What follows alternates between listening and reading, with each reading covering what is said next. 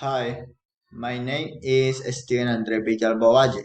I am single. I am from Cucuta. I am 18 years old. I am electrician. I am studying industrial engineering at UNAT University. I live in Florencia. In my free time, I like to play basketball and practice freestyle hip hop.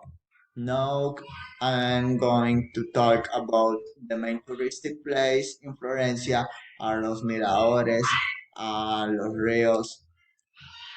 The other thing that I'm going to talk is the typical food in my city, sancocho de gallina and bio de pescado. Sometimes the sancocho de gallina is prepared with ham, banana, yuca, potato, corn, tomato, garlic, and other ingredients.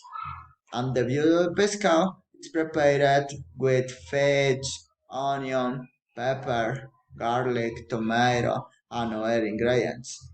Now I will talk about the main celebrations in my city are San Pedro Festival and Summer Festival.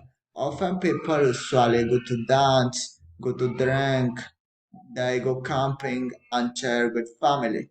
Finally, in my city, the visitors come, swim in the rivers, go to camping, and enjoy typical food. Thank you.